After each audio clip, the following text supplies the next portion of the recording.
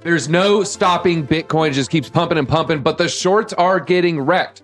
A lot of people are saying a reverse is imminent and a reverse is going to happen soon. But with these short squeezes, Bitcoin going to see 50K before 40K. I'm Christmas Deezy. Let's get a little Christmas cheer today.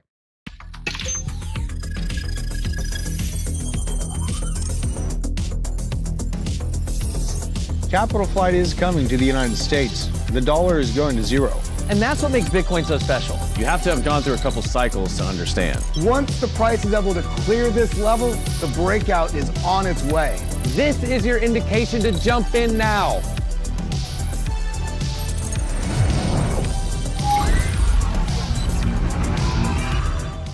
Hey, how are we all doing today? Bitcoin is pumping. We're going to talk about Bitcoin. We're going to talk about the shorts. We're going to talk about some altcoins. We got Josh with us, so we're going to talk some political news as well. How was the trip? Where were you? What was going on? Back again, guys, in Atlanta. So, it's always a pleasure to drive, not driving, but flying back and forth. So coming back from Orlando, this is the last time I have to fly back out here before I move out here full time in January. So I'm super excited to finally be able to just make that transition. But I am off to Europe for the holidays. So I'll be taking a nice little 2-week vacation before that takes place, which, by the way, guys, every time I go on vacation, Bitcoin pumps. This is the thing. Every time I get on that flight and I leave, that is when markets go just absolutely crazy. So you're welcome. Merry Christmas. And dude, charts are looking green today. Charts are looking green. First, let's talk about some of this Bitcoin sell-off. We're seeing short-term holders. They cashed out $4.5 billion. People are starting to dump the corn, everybody. But Unchained data is saying they sold worth 4.5 in the past 4 days. And not 30 days, not 7 days, a little bit more than half a week here. I like how they describe them here.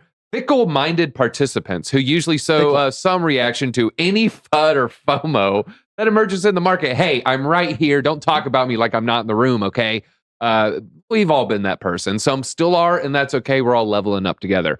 In the market, in contrast, the long-term holders, we're the resolute investors who rarely sell. Okay, see, I keep feeling like they're attacking me. Okay, yeah, I know I didn't take enough profits here, but sometimes it's a good thing if you hold long-term, even during periods of high profits. Okay, at this point, it's just, they're just making fun of me and my monkey, but that's okay. But the above graph here only just shows data for the exchange inflow volume of the short-term holders here. And you see a nice little spike there on the right side. They're taking a little bit of profit. Some people, what do you think a short-term holder taking profit right now? What's their thought process? Are they putting into altcoins? Are they just paying some bills? Christmas shopping? I think taking profit. I think short-term holders right now on between might be 6 months to a year. Don't quote me on that, but it is going to be short-term holders. They're in profit above $38,000 or so.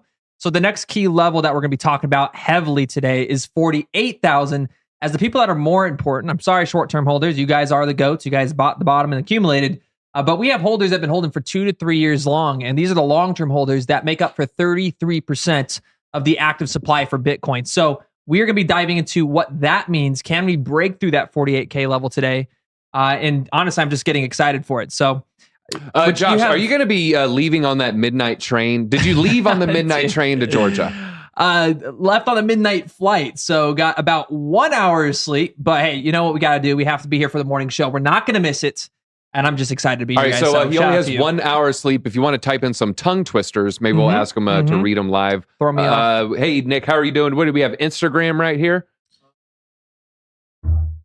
Ooh, okay. Nice. Yeah, we had like 3 people run in here with cameras, guys. You missed it. They're behind the scenes. All right, well, behind the scenes, traders are getting wrecked in Bitcoin. The short squeezes it's just been enormous, everybody. Critical short squeeze alert in Bitcoin. Chief economist is warning here. If we don't know, when the shorts are closed out, it acts as buy pressure, sending Bitcoin higher. Well, this is a chief economist for BTCM, and he's saying $45,000 is the next key resistance level for Bitcoin, suggesting that the likelihood of a short squeeze increases above this threshold. Bears may face the risk of a short squeeze if it breaks above this level, this next important resistance level. He also said highly leveraged positions that could be reset if the market becomes increasingly volatile. There's currently a possibility of higher market volatility, such as both a short squeeze and a long liquidation at the same time in a short period of time. Do you think people are over levered right now? Why would people be over levered right now if they are?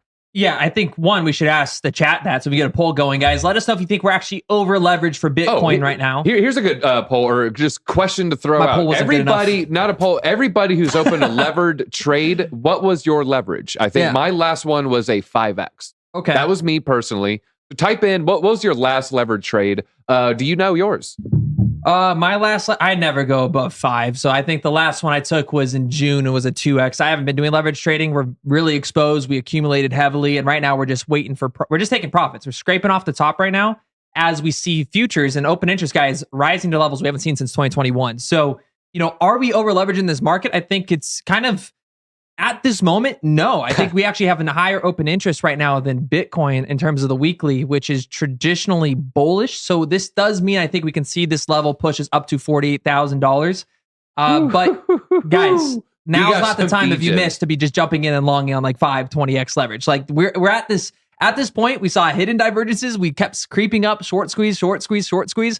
We're getting to a point where we're gonna be touching some resistance. And there's no more shorts to really just squeeze us up because they've all been wiped out. If I was trading right now, I'd be trading altcoins. I think, you know, a lot of times altcoins lag behind Bitcoin. I'm just one to like to open longs. I don't really like to open shorts. It just doesn't work for my personality. We have a 75x. What does it move? 2 75x's. C90. He only put $10 in. We do recommend check out Blofin. We have the link down below if you want to check that out. I meant to sign up yesterday. I'm gonna sign up today. I'm gonna start sharing my leverage trades. We got a 15x, a 10x, Rollbit 1000x. You guys are wild, man. I have to say anything after 10x, I feel like it's just a slot machine. Like it's within a snap of a finger, all of a sudden you're liquidating out of your position. So shout out to you guys. You guys got some balls. That is a lot of bravery, you know, within the trade. Hey, we got a very strong, brave community, like the prepper community. You know, it's like a bunch of Braveheart people. Would you say that's a good description, Drew? What's the Star Wars Kylo Ren? He's like, more! Like he just keeps screaming for more leverage. Yeah. 1000x, 50x plus, or get the F out. I recommend safer, but you know, to each their own. All right, well, one more Bitcoin thing that we're gonna look at all the prices here. Bitcoin supply on exchanges plummets to a 5-year low. Despite this minute right now, there's never been more Bitcoin ever. And then 10 minutes later, it will be another situation where there's never been more Bitcoin. There's never been more Bitcoin than there is right now. Yet we're at a 5-year low on exchanges. Josh, what does that mean to you? For more supply just on exchanges in general? No, 5-year low for exchanges, despite Bitcoin, just more and more Bitcoin every 10 minutes. There's that hour of sleep kicking in right there. But this is bullish, guys. This is going to that narrative. People saying, well, look at the volume. There's no volume compared to 2021. It's like, well, we have institutions purchasing on the back end, and the supply has been being drained off exchanges. So this is simple. This is Econ 101. This is, you know, less supply with more demand equals higher prices. And that's exactly what we've been seeing as we've moved into the Santa's rally. So this is just even a longer term bullish narrative. As you know, we see institutional adoption. We see more people starting to hold for longer periods of time as they don't trust our government. They don't trust them not to print more and more money. They don't trust them to not break something in our economy. We're starting to see this grasp and understanding even on CNBC. You just reacted to a video of CNBC for the first time ever being like, hey, we're actually bullish. At $100,000, I'm going to start being like, you know what? Bitcoin might be real. When I see those, you know, when I start seeing those signs, that's at the point where you're like, okay, are we really at the bottom of this? Or are we too late? Are we late to the trend? And honestly, unfortunately, for a lot of people, I think they're going to be very late to the trend. Just based off the supply and demand levels alone moving into 2025. But there's still opportunity in crypto. You know, that's why we're doing a lot of these ecosystem tokens. The Cardano ecosystem token, anybody who just blindly followed, and we don't recommend this. We always say do your own research, but if you just copy traded that video, it is insane the amount that you're up right now. In fact, let's actually pull up. These are some of the coins. If we're pulling up the price, Book, up 7.25%. Look at that 7-day chart right there. We have that was a Vita DAO. That was from DeSci pick from Josh. That one has been moving insane. C3 that is up 7.4%. IAG, I said this is the file coin of Cardano. This is up 23%. So everybody who watched that video, bought these coins, we are all feeling fantastic. LinFi is up as well, but that's not even the biggest winner, everybody. The biggest winner from the Cardano video, this was my most risky play, and I said, hey, guys, be careful. This is going to be the most volatile one. Looks like a little bit of a pullback on the 24-hour, but 23% pump. Just on the daily, we look at the 7-day, you know, because the video came out a little bit before then. So yeah, the Cardano ecosystem. I'm working on the next ecosystem, everybody. Josh, should I tease it or should I not tell them? What do you think? I think you should tease it because I also got something big that was released today too. So which good news you want first? They're known for gaming. That's what I'm gonna say. They're known for gaming. But are you working on one too?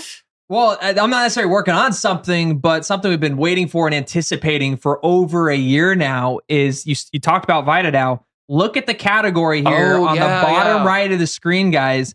Decentralized science has been created by CoinGecko. There's an actual category for this, and they've been adding tokens to it all day long. So this is just a huge moment in the movement of DeSci. This is a huge moment for a lot of these researchers and developers and these communities out there, because this means they're starting to be noticed, and we actually have a category to go search for these things on the largest kind of aggregators out there. So exciting time. Shout out to all the teams that made it up there. I thought this was just really cool to see this morning. Let's just say some of y'all have got it right in the chat. Some of you have got the chain correct, everybody. Now, this chain is exploding. You know what? I'm just going to say it, everybody. All right, let's look at the crypto movement right here. We have Bitcoin up 3.5%, ETH, a little bit flat here.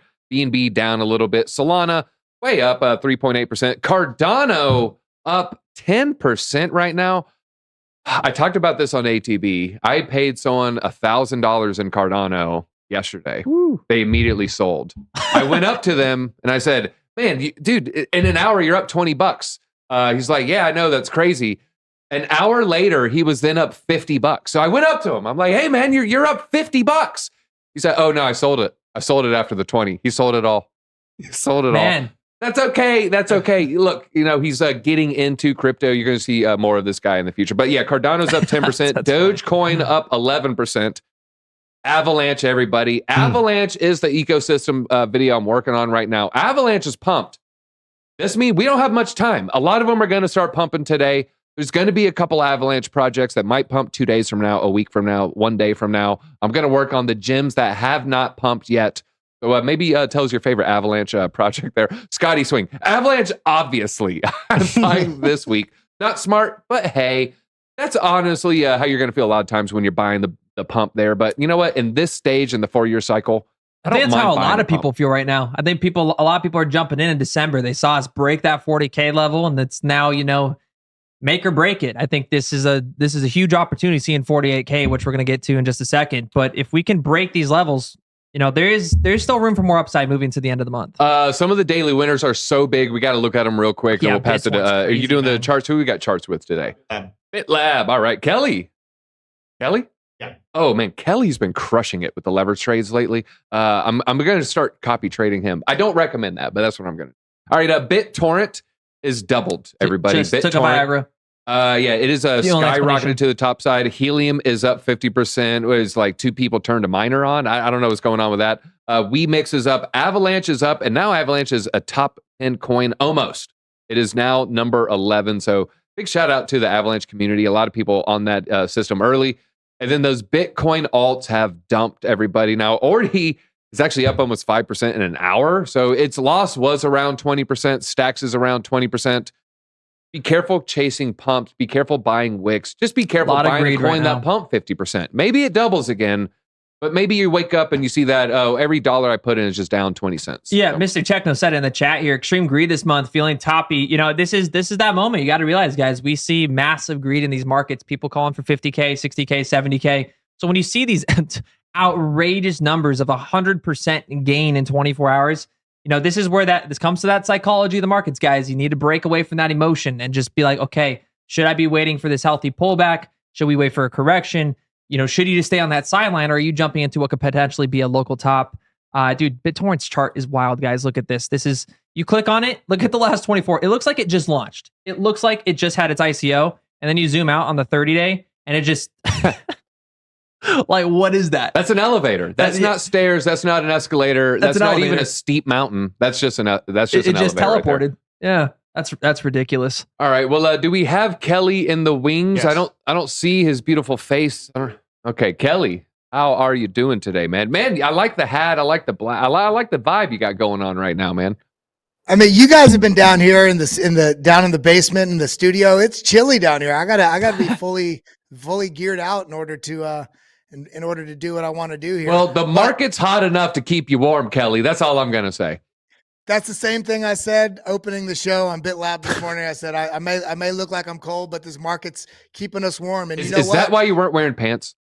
Hey, you know what? I don't ever wear pants, man. You know, You got the Kevin O'Leary style on right now. You're just wearing like complete shorts right now, or in your boxers. I rock it like Donald Duck. He's Donald Ducking out there. All right. Well, not to sound like a quack, but could we get back to crypto? What are the charts saying? I mean, Bitcoin. People in the chat saying, things are feeling toppy. It's feeling a little frothy. Should I get act like I have rabies and go run for the hills? Let me make something clear.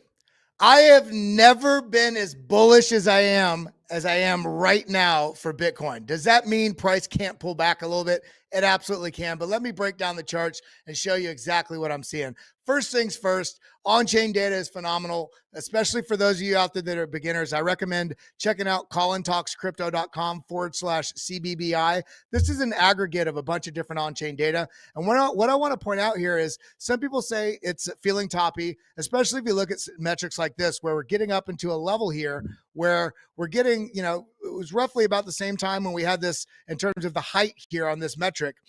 Where we were when we had this massive pullback start, when we went from 33,000 up to 14,000, this pre-halving dump that we had.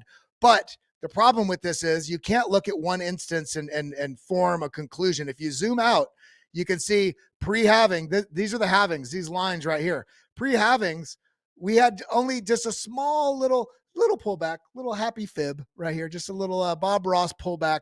Very nice. So are we going to get something like this or something like this? Considering all the things coming into the market right now in terms of all the institutions on the sideline with the fair value accounting rules changed, likely starting to allocate some of their treasuries into Bitcoin in 2024. We also have Bitcoin spot ETFs. We also have, the world is on that cusp of having mass adoption, and it's going to happen quick when it does happen. So I do think that this does look like we could be setting up for a little bit of a pullback, but how far down? Well, I'm super bullish, as I said. So let me just scroll through these very quickly. Circulating supply. You see this? This is different than what? The US dollar. You see how this is arcing over? It's not having a parabolic uptrend, devaluing the currency. This is showing that as time progresses, Bitcoin becomes more valuable. Why? Because you look at this right here. This is the inflation schedule of essentially Bitcoin. You see how it's halved every 4 years? This outlines exactly why the halving is so important. If you understand anything or not about investing, know this.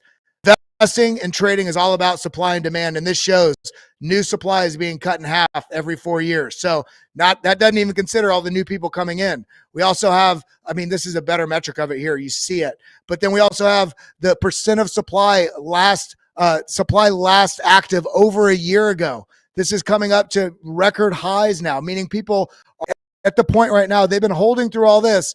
What is the incentive for the majority of the market to sell right now? Now, I will say that there's about 91% of the Bitcoin out there that's in profit. So it makes sense if some people are taking some profits right now because that does get a little frothy, but that doesn't mean that you need to trade out your long-term hold positions. If you have a trading portfolio, sure. Now, if we get back over to here, this shows you just how far we have to go. Even if we follow a trend line here and it's way up, in this region here, we have a long way to go in terms of the separation of the price of Bitcoin that's traded and the realized price, suggesting that we are very, very early in what's to come for this bull market. Is there a lot of open interest? You guys were talking about that. I don't think it's too, I don't think it's too bad right now, because if you come over here and you click on open interest, you can see that we're seeing kind of in conjunction the prices right here, and it's not in this case. You see where price separates here, and this is riding above it. When we're in a bear market, this tends to cross over and we have the price action below the open interest. Well, we're sitting kind of at parity right now. I do think there can be some chop out now to the charts very quickly, because it's all about bullishness right now. If we do have a pullback, we have a huge order block right below us. I'm looking at the 1 hour chart, and we have this beautiful bull flags coming up. In fact, you can see it more clearly. I have it marked out here on Blofin. I was trading.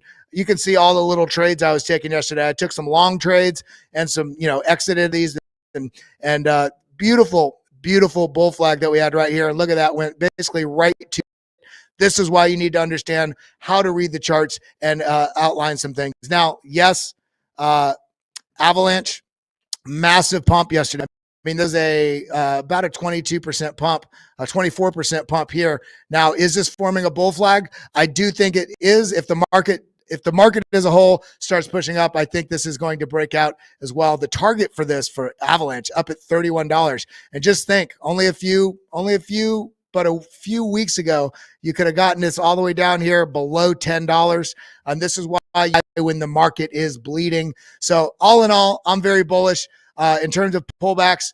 The worst case scenario I can suggest right now, if the entire economy doesn't collapse, is that this level right here that we still have not tested, this $31,000 level. And what I like about this is that the short-term holder cost basis and all these other major moving averages are coming up to this level, strong level of confluence. If the market does pull back, this would be a very drastic pullback. I would be a strong buyer anywhere from $32,000 to $35,000. However, I do think because of the frothiness that if we do get a sell-off, it's more likely to come here into the $36,000 to $37,000 range. So I'd be a buyer there as well. That's what I'm seeing.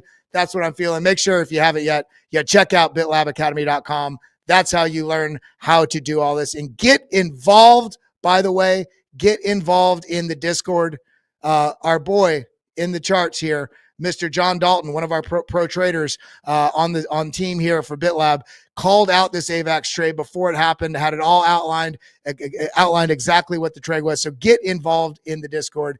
Get involved on Blofin. Trade with us over there. Be smart. Learn how to do it. And that's all I got for today. Stay bullish. Stay prepared.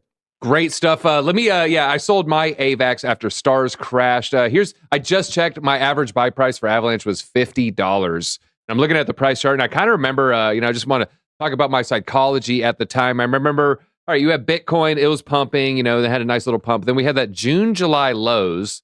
And I bought around $50. Here, we share my screen real quick, BJ. And I remember this period because it kind of almost just did a little teleport for me. I bought around 50. And I remember, you can see it really didn't spend too much time at $50. A little bit on the run up and a little bit on the rundown. I didn't buy it then. So $50. All the way up to 130. I took no profits. And I remember when it did this teleportation. Here it is right around 100.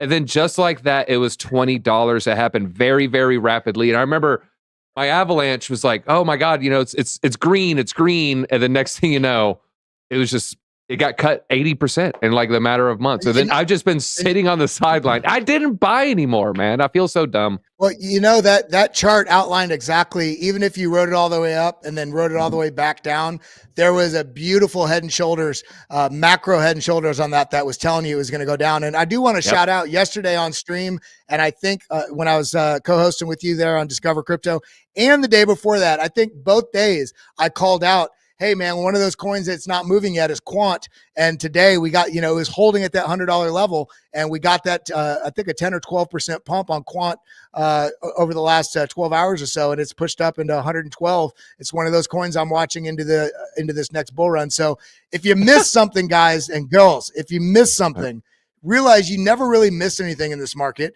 You can just see things moving and ask yourself where capital may be flowing next, or if it has not yet been flowing there. And then you can still capture different parts of the move of the market. Use different coins. If they move, you didn't lose. That signal you other things may be moving. So open your eyes, keep a wide view on the market and hedge yourself.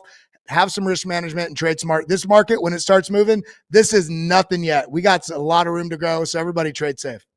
Trade safe. And I'm going to be trading safe by looking over your shoulder when I get my Blofin account hooked up. All right. Here's just a fun little story from chat.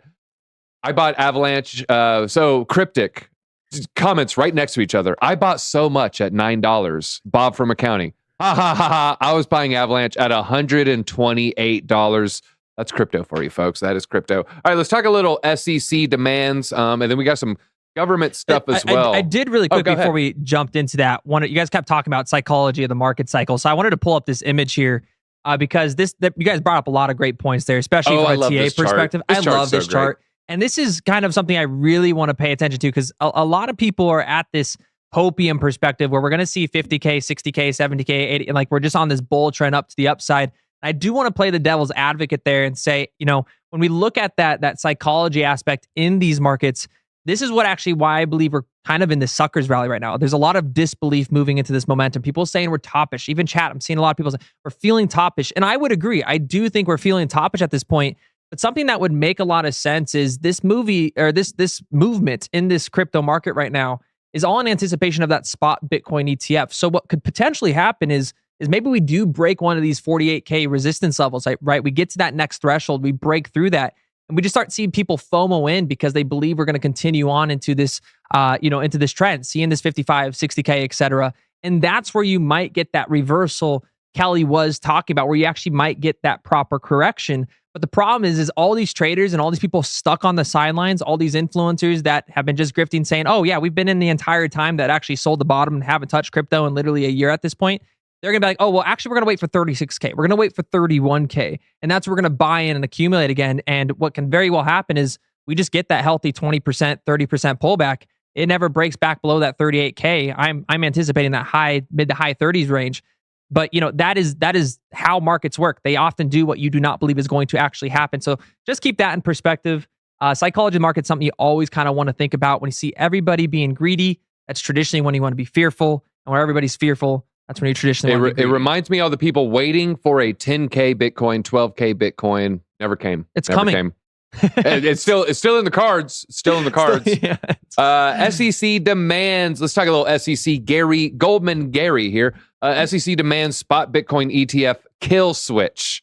What do the experts uncover? Well, in a recent development, BlackRock submitted its updated application for the ETF. It caught the attention of experts who have pinpointed a particularly notable change, sparking a lot of discussion in the community here. The crux of the matter lies at what people are interpreting as a SEC's implicit demand for a kill switch in Bitcoin ETFs. A member drew attention to this issue. SEC demanding a Bitcoin ETF kill switch? ? He referenced a post by a lawyer highlighting a significant change in the language of the filing. The amendment implies severe consequences if Bitcoin is ever classified as security within the U.S. It suggests that such a classification would make it challenging to trade, clear, or custody, with a potentially drastic impact on its market value and liquidity. So it seems like after that, well, if there were some sort of black swan event with the SEC ruling, yeah, they probably would want a kill switch right there. Well, let's see here. The amendment states, here's what the legalese says. Any enforcement action by the SEC or state regulator asserting that it is a security to that effect would be expected to have an immediate adverse impact on the value of Bitcoin. If it is determined to be a security, it's likely to become impossible or difficult for the asset to be traded, cleared, or custodied in the U.S. I would say is people really getting the headline a little bit mixed up with the meat of the substance. You hear kill switch Bitcoin, you're assuming, oh, they're trying to create a switch to turn off Bitcoin. No, they want to switch if, there's a huge SEC action where it's illegal to sell Bitcoin. Yeah, they want to be able to hit the switch where, someone doesn't like put in a buy order on their website. And the next thing you know, they're committing felonies. They want to legal out. It's a backdoor to be like, okay, if something does come out in 3 to 4 years or, even sooner than that they don't face the financial allegations from being sued by the CFTC or another committee that decides they don't to have take Gary them on. Gensler shaking them down for $4.3 billion. Exactly. But what I would say this does show, though, is the SEC is working relentlessly now with these institutions to try to get something approved. So it shows that they are in deep negotiation at this point, and we're going to see probably a lot of revisories and refilings for these applications because this is like multiple times in the last 2 weeks. So this is bullish in the terms that we're getting closer to that ETF. But you gotta watch out for these. It's not a kill switch. It's a way out for the government, like always. Yeah, and it's a way out for them to not commit felonies. If all of a sudden trading Bitcoin's a felony, they want a button to say, all right, we turned it off. Yeah, Satoshi comes out as Putin. They're like, what do we do? No, it was Putin's chef. Yeah, it was Putin's chef. It's chef. It's true. Yeah. It's true. Well, speaking of SEC, a lot of these amendments, SEC delays a decision on the Grayscale Spot ETH ETF. This review period is for the ETF here. They initiated it October 10th and then went to the public comment phase. Well, the SEC legally has 45 days. It's opted to utilize the full 90-day period. So they're kicking the can down the road. They want to kick the Solana can down the road, the Ethereum can down the road, whatever DeFi can down the road. And then they want everyone to focus on the Bitcoin ETF. But you know who also wants that? I think BlackRock would enjoy in a weird way, now listen to me out, listen to my logic here. BlackRock would enjoy an ETH ETF delay. Why? Because then it has more attention on Bitcoin. Then you could have your marketers, your salesmen sell this Bitcoin ETF for a full 6 months, 9 months, 12 months. And then you have a shiny new toy. Think of it a new car. You got a new Tesla comes out, and then we have the Cybertruck come out after like 5 years of no new cars. Well, what if they just made a new car every other week? You really wouldn't care. And so they want ETH. Let's get the luster off the Bitcoin gold or the Bitcoin ETF. Some of that shine wear down. Let's get a little boring. And then they'll, like Lion King, they'll show the ETH ETF and they'll say, oh, they'll say you need to put your money into this. And so they want a delay. That's my theory. Yeah, I mean, I'm with you on that. I've gotten quite a bit of backlash for saying I think I'm going against Eric Balchunas in every way right here. I think it's a 90% chance we get denied in that first week of January. See, I'm with Eric. I'm in disagreement. Let's make a gentleman bet here. Let's do it. All right. By the January, was it the Monday's the 8th, Tuesday's the 9th, Wednesday's the 10th. So we have to say by the Wednesday the 10th. Steak dinner? I'm down. That will be what it is, right? Perfect time for when I'm moving out here too. A nice little classy lounge. Yeah. Me and the fiance would take you and your lady out. We'll bring both of them, and but just the steaks for each other, right? That's they got to buy their own. Their Caesar salads are pretty filling. No, so it's not the bear market. That comes into this narrative though, where I think people are very overly bullish based off the speculation around that actually getting released. And what I've really tried to figure out is because guys, I'm not like bashing on Safar or Balchunas at all. They are very prominent analysts from Bloomberg. They're really smart. They're really, really talented. I have no reason to believe where this 90% number came out of. There's no reason for it. And they said 75% in October, and now they're pushing it to 90% in January. And so my thought is this: like, what I don't think they were necessarily anticipating was CZ getting pushed out of the United States and getting investigated. And I think this opens up a window of opportunity for the SEC to look at ARK and say, hey, look, we're coming up to the deadline, but they have a reason to go to the court and say, hey, we just had the largest exchange, the largest, one of the largest key players in this industry admit to guilt for market manipulation. We need a few more months just to figure this out, but we're going to work closely with you to figure out how to revise this and launch this probably towards March or towards that Bitcoin halving. That is my thoughts. And that's where I'm like, okay, that is where I'm potentially looking for maybe a bit of a pullback here. You've been out of town. I actually exposed why Eric thinks that. I found a very rare interview with Eric. I think it was about 5 days ago. I think it was 4 days ago yesterday. I think we're going to put it out tonight. And he explains why they went 90% when it was unpopular. Because it's one thing to say 90% today. They were saying 90%, I think, as early as about 2 months ago. And he explains the rationale of what led him to that conclusion. Guys, turn on notifications. Make sure you watch that video. I have to watch that now. yeah. I mean, we're getting it. That's how we know we love this stuff, folks. But let's. I'm gonna throw it your way here, so you can talk about Patrick McHenry. The only office talk. It's BJ saying we got to short bow tie manufacturers. But what's the political angle here with Bitcoin? Is this good for Bitcoin? Bad for Bitcoin? What are your thoughts? Like, I don't necessarily know too much about McHenry's past in terms of what type of legislation he's passed and what he's been pro or against for the the consecutive last 5 years he's been in position. But he's gained a lot of traction in the crypto space because of the bipartisan outlook on the need for crypto regulation to progress in a positive manner to keep innovation in the United States. And McHenry's been kind of at the forefront of that. He's been a heavy advocate against Gary Gensler, has been calling out the SEC and the corruption and the conflicts of interest that are created.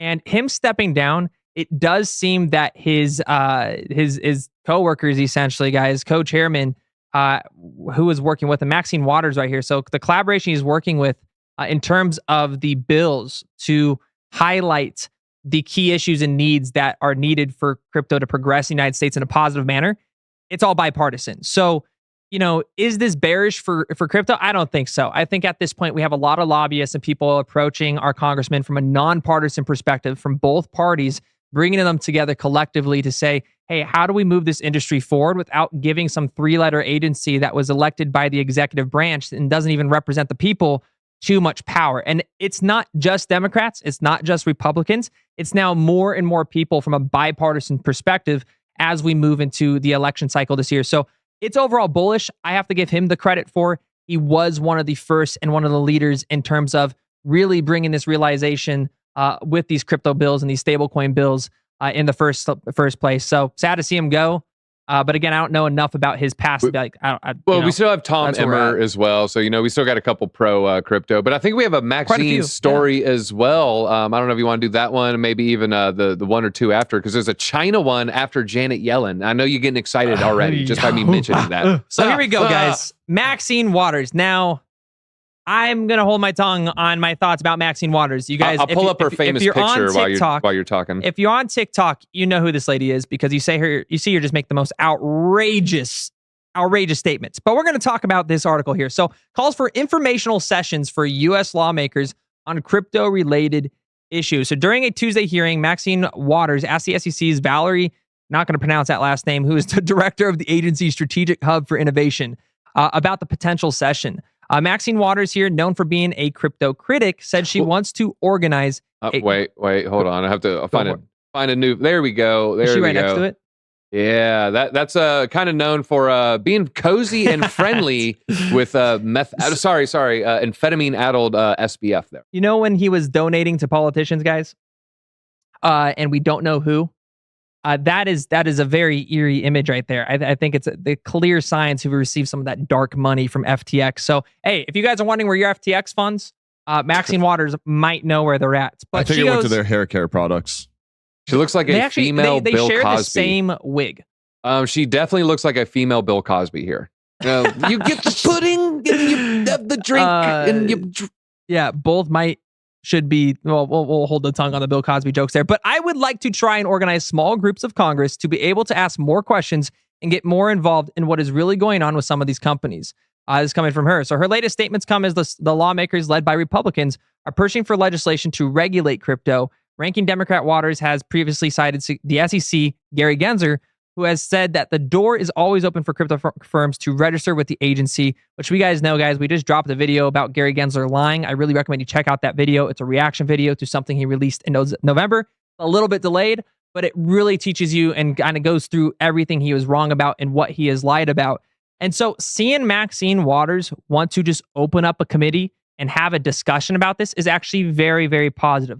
Does she have our best interest in mind? Does she have your best interest in mind? No, not really any of these politicians do. Anybody that's lobbied by the military-industrial complex or massive political, correlations behind the scenes, they're not going to be thinking for us. But what this does go to show is there's going to be this exposure of, okay, what does it mean for the CFTC to take full control over this asset class or the SEC to take full control? Or are we going to develop this new committee? So this is positive progression, but it's really going to come down to the next presidential election with who is elected and who puts in the positions of power, like the SEC chair, Gary Gensler. Are we going to get Hester Pierce, which I think I pronounced her name wrongly, but is what it is.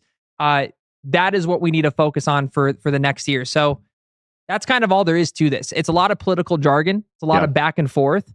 But it does show that people like Maxine Waters, who were heavy critics about a technology they know nothing about, right, are starting to be like, oh, you know what? Maybe these millennials were right. Maybe this is actually changing the financial game.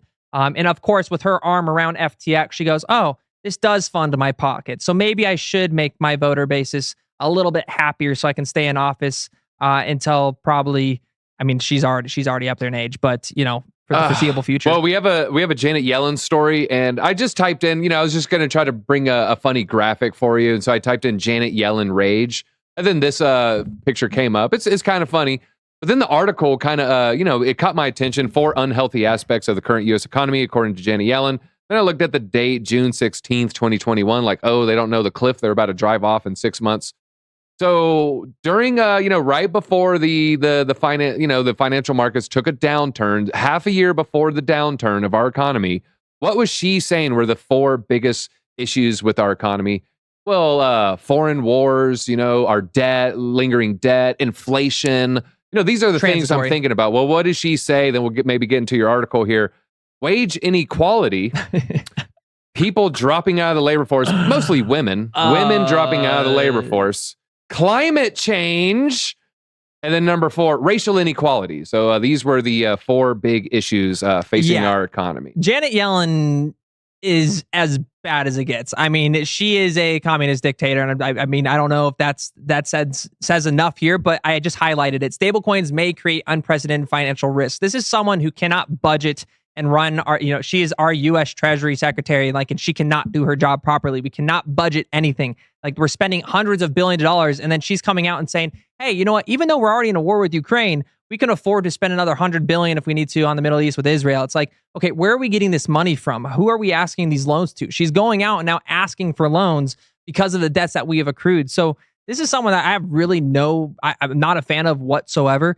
And she specifically keeps targeting stablecoins. And this is the scary part of the industry that nobody wants to talk about. Everybody's scared about CBDCs. A central bank digital currency is not coming to the United States. I'm part of the FBBA. They are the ones that were responsible for building and passing the legislation for the anti-CBDC bills through the state of Florida, which has been now picked up and ramped up. For the United States to launch a central bank digital currency, it would take years of litigation and court filings to just actually get through that. And not only that, we'd be able to audit the Pentagon. Can't allow that. We can't allow that. We can't allow that. We can't have that. They could launch and they could control stable coins. It's a few more on-ramps and off-ramps that they're going to have to control and regulate, but they can privatize this in many different ways very, very, very easily. And they want complete control over this. And so, her concerns about it actually being unprecedented financial risks, in my opinion, just goes to show that stablecoins and crypto are able to access global liquidity and don't need to be so reliant on the US. That's what that really means. And she wants everybody to be completely reliant on that US dollar. So, she argues that stablecoin products could pose unprecedented financial stability risks. She said that the importance of the federal oversight in regulating stablecoins, the Republican approach, on the other hand, would limit the Fed's direct control over state-based stablecoin companies. So shout out to the Republicans on this one. Yeah, she says the states being in control bothers her, I think was her exact quote right there. The idea of, I have bad eyes, the idea of just having state, no, you're right there on it. Go a little bit lower. There you go. The bold paragraph. I have bad eyes. I can't see it. Yeah, so. Which we got it though. The idea of just having state regulations and no federal role bothers me. She wants complete government intervention, which is not a free market. As a free market capitalist, that is not cool. The idea of not being able to freeze your bank account easily bothers me. It just bothers me that I can't shut down your access to being alive. Yeah, that just really bothers me. I must change that. Yeah, that's so authoritarian. Like there's nothing around this. This isn't socialist. This is like straight up authoritarian. And they want complete control over your funds. They want to tell you what you can and cannot buy. And they want to be able to freeze your account and say, hey, you know what, DZ, let's say you have $10,000 in your bank account, but you donated to the truckers. Yeah. And now you either have 90 days to spend that money or it's frozen forever. But you can only do it into ESG standard stocks. Oh, right. Okay. So, it has to be good for the economy and has to meet our environmental. So that basis. means, so ESG stock like Exxon. Yeah. I can only buy oil producers. BP. Yeah. Okay. So I can buy BP. Okay. Just make sure. Not Tesla though. Nope. Can't buy Tesla. Nope. Can't buy Tesla. Exactly. And that's what we're seeing come out of these. And it's just, that's ugly to see. So, that's not America. No, that's not America. But it's also not America. China. And then, with those China, Moody's takes bearish stance on China's economy here. That's a pretty cool AI image there, right there. Let's see here. Despite China's efforts to combat various economic challenges this year, Moody's decision underscores the depths of these issues, including a troubled property sector, debt crises in less affluent provinces, and a general economic deceleration. Do you see the video of the Chinese cities lately? What, the really good ones or the ghost cities? The good ones. The good ones. Yeah, they're so far ahead of us in terms of advancements. It's ridiculous, but they also are so far ahead of us in advancements. They have entire civilization cities that have no population in them. It's like, it blows my mind. They have the most beautiful technology with like floating trains that are like so seamless. And then like, they'll have like a complete ghost city the size of New York. They just kept building and building and building. Well, I would say this, that's probably a better use of government money than spending it elsewhere on killing people, So I'd rather we don't know that. employ We can't audit the Pentagon. work. We don't know where it's going to. That's right. That's right. Yeah. But employing construction workers, probably there's worse things to do in the world. Speaking of employment, how much does pay differ between a job in this says Web3? We'll fix the right axis at some point, I swear. AI can boost salaries in both Web3 and traditional jobs, provided it does not perform the person's core responsibility. A recent study found. I don't think AI is going to replace people anytime in the near term. I think you might have a company of 20, can maybe be a company of 10, but at least 10 people are all utilizing AI. Yeah. I think you would maybe do the same thing with transportation. So you had a granary and you're relying on horses. Well, you probably had a lot of horses delivering grain from your farm to New York City. Well, then a car was invented, and instead of 10 people transporting, you needed 2 people. So in a weird way, did the car replace jobs? Kind of, yes, but it also, freed those people up. I think we'll see the same thing with AI. I think it'll be AI conductors will be like a really, really good skill. Knowing what to prompt, how to prompt, and which AIs to use, since everything's so evolving. And, you need something for blueprints, or you need something for legal, or you need something for the weather. The conductor will know which AIs to use and how.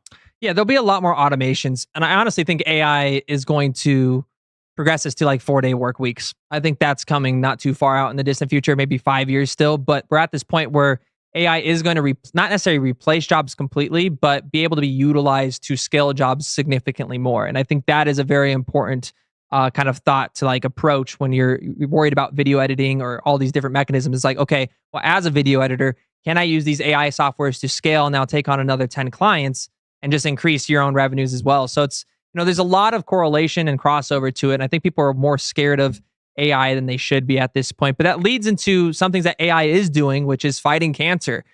This is AstraZeneca partners with Absci to harness AI for cancer fighting antibodies. Sounds like we have something back there from BJ. What was that, brother? Nothing, not too much, but I'll stay quiet for now. Yeah, it's all. The pharmaceutical company renowned for its development of a COVID-19 vaccine is embarking on an exciting new venture. Ooh. Yeah, there it is. I was waiting for the soundtrack. Teaming up with the Absci, a United States-based artificial intelligence biologics firm, they intend to revolutionize cancer treatment through the creation of innovative antibodies. Now, I don't need to go into all the technicals and boring stuff on this, but I actually think this is where we're coming. We have a huge week for specifically decentralized science and longevity. They'll be covering mRNAs and cancer therapeutics, et cetera, with Brian Armstrong, the CEO of Coinbase. That's all happening, in chat, I think, tomorrow and the next day. What we're kind of seeing out of science, guys, is this access to now global liquidity and global investments that can help scale and harness utilizing AI to advance scientific discoveries. And so this next 10 years, I believe longevity, what's his name? Balaji? What's his name on? Balaji. Thank you. Robinson. I don't know how to say the his 1 last hour name. is like killing me. Balaji on Twitter, he said something that I completely agree with, which was that he believes longevity is going to do the same thing to medicine that crypto did to traditional finance. And what's beautiful about that, I like that, is crypto and longevity and AI are kind of all collectively working together, as crypto and cross-border remittance systems and these AI technologies are what allowing these scientists to communicate globally and create these scientific discoveries and speed up those processes. So really exciting times coming up. I expect some massive breakthroughs over the next 10 years. Well, we got another AI story here with Elon Musk. XAI files a $1 billion private sale. Very conservative valuation, if I'm going to be just perfectly frank. It's my understanding Tesla AI engineers are pretty strong, and there's a little overlap on the engineering side here. But his company is set to sell $865 million worth of shares. These won't be publicly available. They're doing a private sale, which means they don't have to go through all the usual registration steps. If I had to guess, it's going to be people that are within the SpaceX private sale and the Twitter private sale. They're probably going to get, all the options to get the shares there. Some pre-sale allocation for the ultra-rich elites. But then also people who bet on SpaceX when it was a risky bet. No, shout out to them. I'm not worried. Yeah, a lot of just regular, Silicon Valley VCs. I know. I think there's a couple interesting SpaceX investors. I'd have to look at the list, but they're planning to raise a massive $1 billion, mainly to certain investors who meet specific criteria. One of the criteria, they got to be named Deezy. Come on, call me up. They're called accredited investors. Oh, never mind. Oh, stupid Gary Gensler stopped me there. They can buy these shares, but aren't allowed to sell them freely to just anyone. Looks like already $134 million worth have already been sold starting at the end of last month as part of their bigger plan to gather funds as detailed in a form they filed with the SEC. If they're raising funds, it's more than likely for compute power. They got to get their hands on some chips. These chips are expensive. And so, go ahead, raise some money now and just go ahead and get all the infrastructure hardware that's going to be needed there.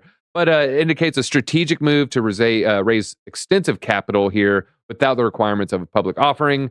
So it could reshape traditional dynamics of fundraising. I think what Grok can do can maybe reshape AI more. because it seems like they're not going to have the limitations, the hurdles, the speed bumps that we're seeing on other AIs. I always throw out this example, I just can't think of a better one, where give me a positive poem about this presidential candidate. Now give me a positive poem about that presidential candidate, and it will only give you one. That is clearly biased, inherently biased, and I think Grok might be a good breath of fresh air in this biased AI world that seems like we're heading towards. Yeah. Let's see, the AstraZeneca stuff. What else do we got next? Got Terraform. Yep. Okay. SEG judge wants judge overseeing Terraform case to rule on securities claims. Who would have thought? The SEC want someone to rule in favor of them. I didn't see this coming. This one's obviously, guys, Do Kwon. Well, no, here's the crutch. They want the judge to do it, not a jury. Yeah. So they don't want a jury of the peers making the decision like a grand jury. They want basically a secret judge, which are sometimes chosen. Yeah, the reason is because there is no dispute, for example, as to any of the facts that establish that defendants' crypto assets offerings involved an investment of money in a common enterprise with an expectation of profit to be derived from the defendant's efforts. So that's from the SEC themselves.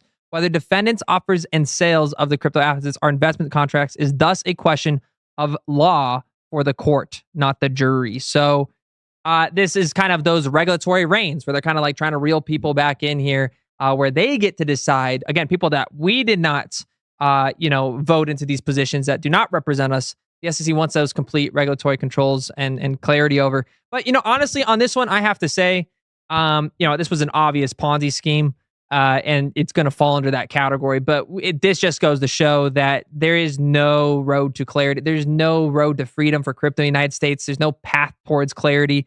The SEC is wrong about everything they've preached for the last year. So we need change, and we need it, very, very soon. All right. Well, who doesn't want change is Do Kwon. He does not want to get extradited to South Korea and the U.S. there. I think the South Korea is going to give him maybe the longer sentence. U.S. authorities, they're just authoritarian. So they just want to get their hands on the guy.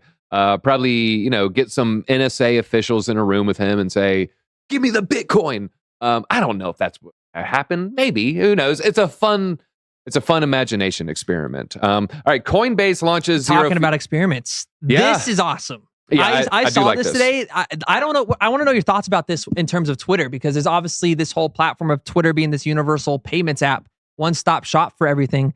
Coinbase just came in and just right out of nowhere, zero fee money transfer services for like TikTok, Twitter, and I think a few others. Yeah, I do like this. This is this will make people more comfortable sending money, with some Dogecoin on Twitter's native platform too. So Coinbase revolutionizing the way money is transferred by introducing a new service that allows you to send funds through the world's most popular modes. All right, so we got WhatsApp, iMessage, which is huge, Telegram, and various media platforms there.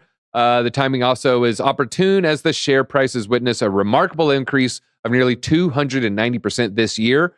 If you copy traded me in December, we all rode it up, baby. But I've since sold half my coin and put those funds into Hood. So just being transparent. The reason I like to call out the past actions, we're trying to predict. We're trying to predict what's happening with the crypto markets because we want to give you financial freedom.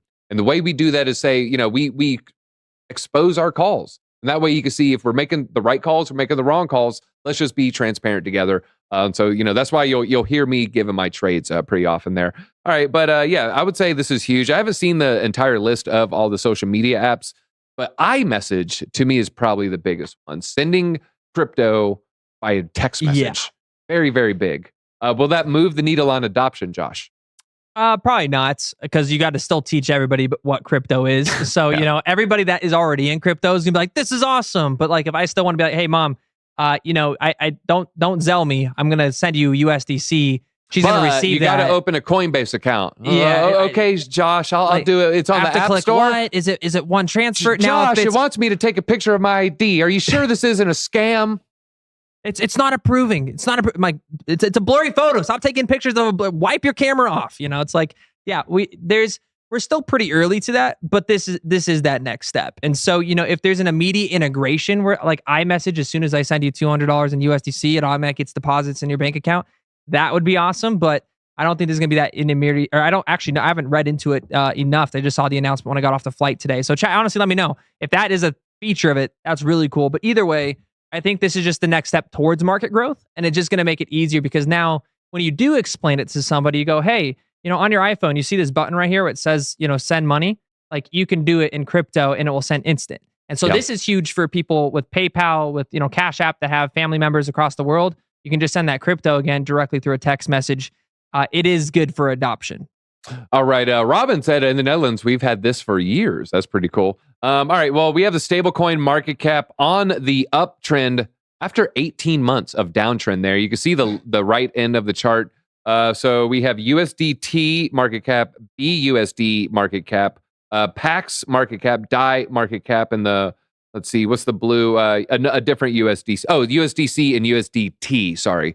All right. So, yeah, this is just another clear indicator that, maybe we're entering that very, very awesome face melting bull run area. We need Tether to prop up. We need Tether and USDC to prop up Bitcoin to those new all-time heights. Because when Bitcoin's at an all-time high, you need fresh Tether entering the market to market buy that Bitcoin. Because otherwise, it's like we're all just kind of looking at each other like, all right, Bitcoin's all-time high at $71,000. Like, do you want to buy it? Oh, I don't want to buy it. I don't want to buy it. We all have like our funds on. Like, I'm not buying it right now.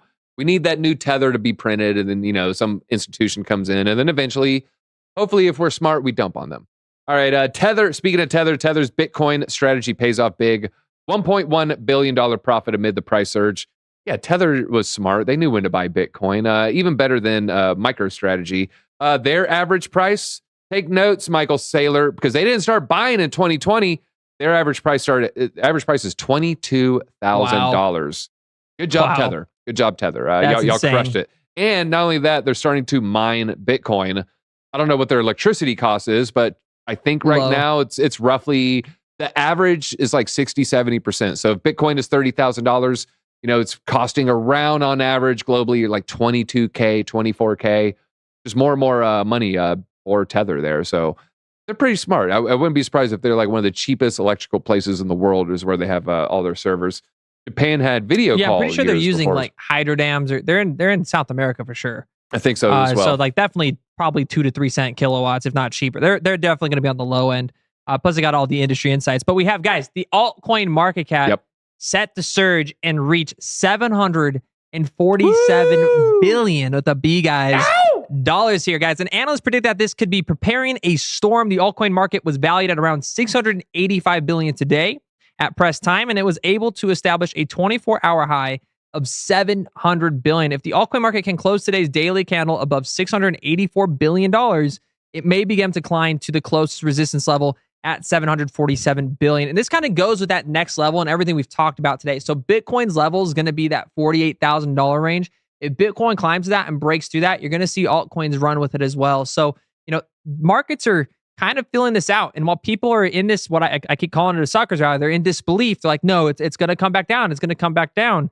While I think that's going to happen in a month from now, right now prices could keep moving up higher and higher. And if we break that 48K level, we can get this, this little jump spike here where we get this mini altcoin season past what we've already had. So this is bullish. This is really cool to see. He had it on Twitter here. He said the blue line in the altcoin chart has been broken through the zero line. Let me actually, can I click on this? Go to the good old Twitter. Nope, just took me away to, I clicked on Bitcoin itself. But yeah, the blue line in the altcoin chart has already broken through the zero line in the MACD. You can see what we're most likely to expect in the coming weeks in the left-hand chart of Bitcoin. Altcoins are preparing for a storm. So here's the picture right here. Altcoin about to break out, right? About to break out. Bitcoin's already broken above. MACD's already on the uptrend. Altcoins are following right behind it. So he goes, dips are for buying. I'm going to have to agree here. If we do get a pullback, because this is, it looks like a monthly candle. If we get that retracement here, that could be a good amount of opportunity for you guys to pick up these altcoins, as they will spike and they will follow and they will break out. Happens every single cycle. So this is exciting, man. It's a good time to be in the markets. Good time, and a good time for the helium community. It's okay, BJ. It's okay. BJ tried to buy a helium miner that never came. Oh, dang. 3 years later, I still don't have it. You still don't have it? Is there any kind of communication you're having? Did you buy it off eBay? No, I bought it off of, I believe it was like Syncrobit. Okay. So it was like American something. There's a class action lawsuit. Mm. I'm glad I didn't. So what I was going to do at the time, my friend was running a bunch of emission stands down in Peachtree City, and they were all about 1.5 miles apart from one another. Yeah. So I was going to buy 10 of them and then put them on all the emission stands and build a mesh network down there. Yeah. Glad I didn't. well, they did have a little bit of an upgrade. Everybody, unlimited helium mobile self plan goes nationwide for $20 a month. But whose towers are they using? T-Mobile. It's not a well-known fact, but there's really like only 2 or 3 companies' towers, and then everyone, I think it's AT&T, Verizon, T-Mobile. Then everybody just kind of uses theirs. So when you see like, oh, we have the best coverage, it's like, oh, you're using 2 companies' towers instead of 1. There's no monopoly though. Don't worry. Yeah. No. Well, on Tuesday, the network's developer announced that users in the U.S. can now tap into unlimited data, talk, and text for $20 a month with the cell service provided by Helium Mobile in tandem with T-Mobile.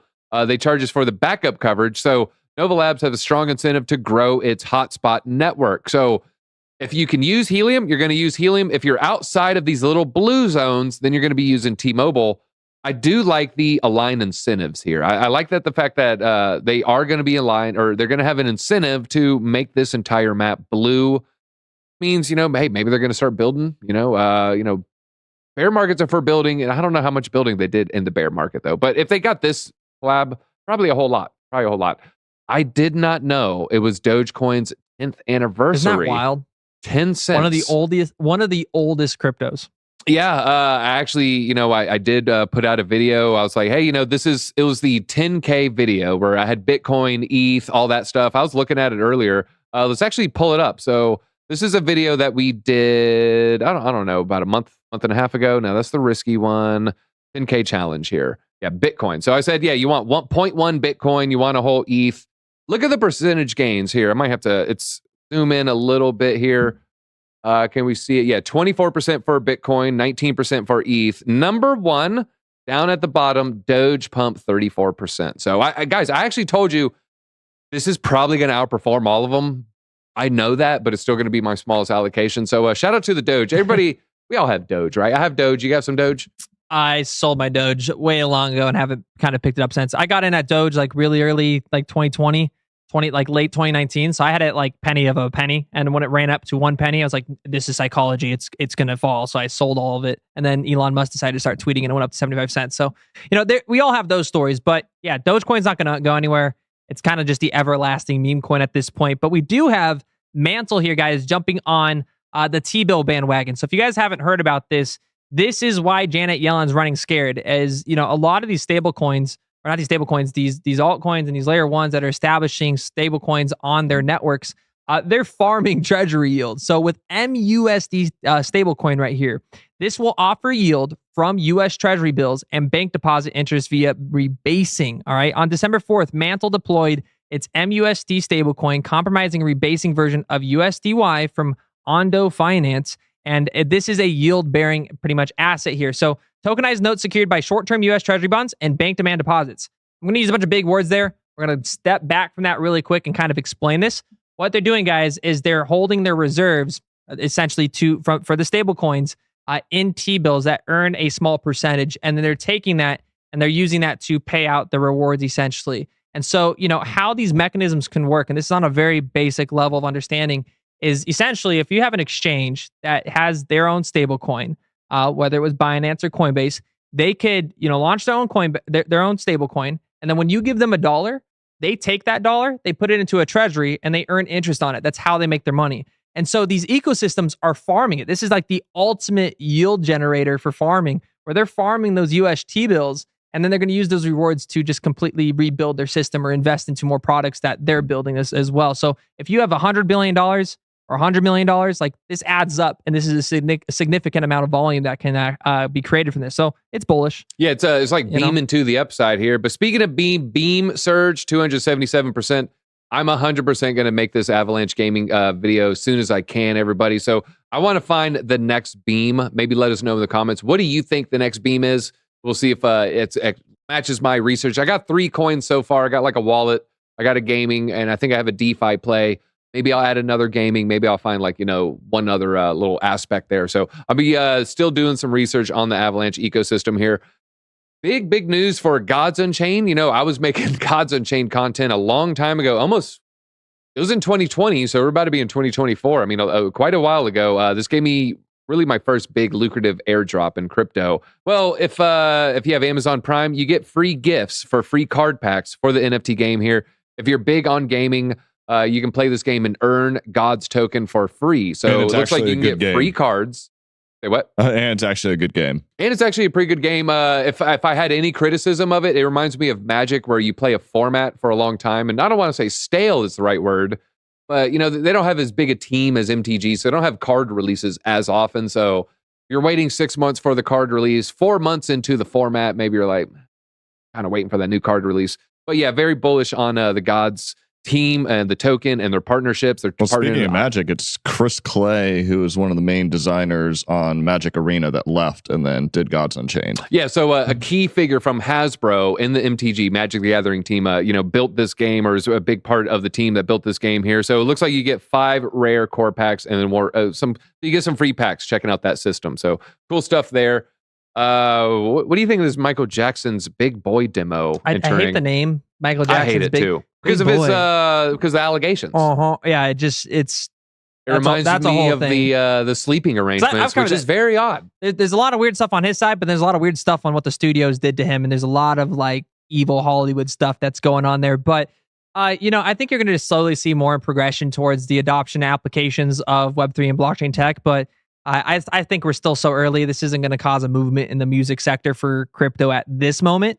But someone in chat said, which kind of just relates us to the Q&A side of things, is Chris P said, Q&A, do you think Uniswap will pump in the next few days or weeks? So from what I'm talking about with the narratives of altcoins pumping, like what we're seeing with the big boy, I just got to stop saying that, Michael Jackson's project here, all those altcoins, those inflows, and all that is going to start pushing through Uniswap and these dexes. Uniswap hasn't pumped massively just yet, and I do expect Uniswap, if we do see that breakout to that high $747 billion range with altcoins, a lot of those are ERCs, and it's going to prop up Uniswap's ecosystem. So I would say that, will it pump in the next few days or weeks? It's very, very possible. But understand, if you're coming into this market now, I'm someone that's biased. I've been in this market, the entire bear market. We accumulated heavily in July, August, and September specifically. And at this range where we're at today, I'm like, okay, yeah, price maybe is not exhausted. Maybe we do go up that 48K level. Maybe we do see that 747 billion on altcoins. But, there is this point where I'm like, okay, it's 8 weeks of up only at this point. We could see a retracement at any moment moving into the next couple of weeks. So yeah, we're hitting the record green candle territory, and sure, yeah, maybe we break the record with a couple extra green candles. I don't think it's going to have another 7 green candles on the weekly there. Michael Jackson, Dom Lucre actually posted Michael Jackson's last phone call.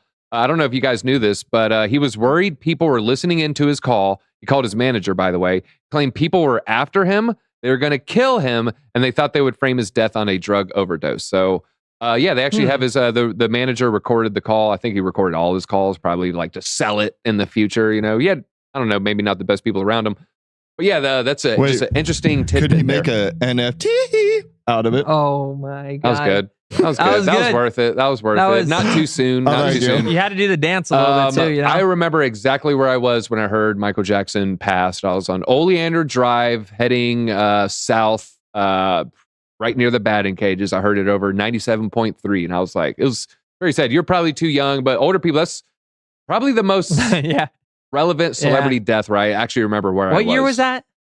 Was I alive? I mean, it was a long time ago. When did MJ die? You want to look it up real quick? I'm just curious. Yeah. All right, we'll answer some of your questions in here. Let's see. Robert 2009. That was funny. 2009? Yeah, it's actually... Okay. Yeah. Okay, yeah. Dramula let us know there. Is Gods Unchained fun? I like MTG, but don't play anymore. Yeah, Bob from Accounting is pretty good. I think it was CCC. Brought up a good point. The comment that it's cheap to play. You don't got to spend $1,000 to win. You can win with the free stuff, especially in the beginning ranks there. He was that's good, Techno Goody. Michael Jackson was the original Diamond Hand. That's good. That was clever. All right, what altcoin would you keep an eye on that did not yet pump recently? All right, well, I have been looking at the Avalanche ecosystem. I hate to be that guy, but you're going to have to watch the video. I don't want to, you know what? I'll give you some info here. Let's just go to CoinGecko. What coin? This is the 10K video of these projects. There's 2 projects that have not pumped 10% since I made the video. Quant and Filecoin. Quant kind of broke out of that $100 range, and a lot of people, I haven't done the TA myself. A lot of people say once it breaks out of 100, it's an important psychological level, and Quant can continue to the upside. Been flirting with that $100 level, so you can see it has a couple gains. I mean, it's $111 now, so it definitely has a little bit of a pump there, but there's definitely room to the upside. I mean, you can see it is barely above this channel. I would draw a trend line from maybe this point to that point to that point, and then maybe look for a lot of resistance around there. I would say Quant is a solid project that has not pumped yet, and I would probably say the same for Filecoin. I'd have to again do a little bit more long-term TA. I mean, that looks... I'd say Quant's definitely up there. Yeah, that was one I wish you asked like just literally 3 days ago, because we were talking about this. Well, I was at home, talking about this on a live stream, but Quant was one of the only ones that hadn't moved yet, and they have one of the strongest communities, strong development, strong projects, strong partnerships, good marketing. It's like, this one was still ready to rip here. And it's only at 111. This is still one I think is going to be a big mover this market. Where will Beam go? Beam's too hard to tell. It's a gaming token. Those things can go nuts. I don't know if it'll be the Axie Infinity. It is in the top 100. It's ranked 83 right now. Can it hit $1? I mean, probably not from these levels, because where was it? I forgot it's that new. It's really, really new, right? All right, so we go here. I mean, so that is 1/200th. I mean, could it be a 200x from that bottom? Maybe. I thought it was going to be closer to a 500x, 1000x. What was the market? 200x is very, very. It's half of a penny. Oh, so not from where it's at today. No, no, not from its at. Right now it is 1.5 cents. Oh, gotcha. 1.5 cents. So I don't know if it'll hit $1, because that would be close to a 250x, 200x from a bear market bottom. 200x is going to be like the best. There might be only 2 or 3 of them. Matic, I think, hit that level. Matic did last. Solana Cardano did 150x. I think Solana was like probably the biggest. Yeah, Solana was like multi-hundreds. Maybe Beam can get a triple-digit X. I would not bet on it, though. I do think there's massive gains to be had, even from a penny and a half. I will say that. I wouldn't be surprised if it drops below a penny in the next month. I don't know anything about it. I'm looking for the next Beam on Avalanche, and so that's why you got to make sure you go watch that video. Jesus Coin has been crushing it. You guys have really... shout out to Rodney on that one. You guys have been playing the meme coin category there, man. But to shout out to you guys, if you guys are in those projects, make sure you guys just take profits. Meme coins, there's only 99.99999% of them all rug pull. So just take those profits. Just take profits. Enjoy the slot machine. Hit the jackpot. Take that jackpot money, pocket most of it, and then go play slots for free with house money. DZ, please read this comment. Hi. Okay, there you go. Every time. Good one. All right, David. You know what? That's what we're trying to do. We're trying to give you financial freedom, but not be boring about it. Let's provide the alpha, but let's not, I love a lot of content that is a little bit drier, but I don't think that just fits me and Josh's personality that well. So we like to bring a little bit of pizzazz. There's a reason he's Mr. TikTok. There's a reason I had the world's #1 MTG TikTok. There's 4 of us. That's why. Yeah, if you guys didn't know, I was a professional dancer on TikTok for 3 years. It's absolutely we amazing were to talking watch. about the Renegade ahead of the show. My fiance is like looking at us. She's watching from behind the scenes today, and she's like, "No, don't ever dance. Never dance. You dance like Elaine from Seinfeld, maybe. Just like just that little noodle stick that looks awkward in the middle of the dance floor. Doesn't know what to do. That's me. Josh Hunter threw out maybe a very good next video after Avalanche. Polygon low to mid cap gems. I wouldn't mind doing some Polygon stuff. Thoughts on Bonk? I took more Bonk profit yesterday. I sold 12.5%. That is exactly 1/8 of what I had. And now it's up 12%. So you know what? Hey, but I didn't trade into USDC. I traded into Solana. Solana's only up 3.2%. So I lost a little bit, but I only sold 1/8. And I plan on, continuing to take bonk profits there. Guys, I'm not serious about the dancing. No, if anybody can dance, it's DZ. He's got pretty cool moves. He does it before the show every single day. He was dancing today with the markets. I was one of the best dancers on Solid Gold. Do you know what that is? No. I'm seeing some alpha here. Clash of Clans creators entered Web3. AFC. With Army of Fortune Metaverse, AFC. I like Shout the out name. to you. I'm a Clash Royale player. I've just always liked the term Soldier of Fortune because just kind of it's just a strong, powerful image in my brain, and so I like that Army of Fortune. I like the name. I like the name. I All right, found it well, here. you know what? It hasn't even moved that much. So yeah, we'll look into that. All right, well, if you aren't doing the worm, you aren't dancing. I think that's all we got. Josh, BJ, Renegade, real quick. Hey, that's Friday premium content, maybe. All right, that's all we got, folks. Thank you for joining. Make sure you hit that like button. Josh is back. He's going to make some awesome short form content. I'm going to go work on this Avalanche ecosystem video, everybody. I'm sorry, BJ. I know I make your job hard. Jumping back and forth. Guys, thank you for watching. We'll see you guys soon. There's the moves.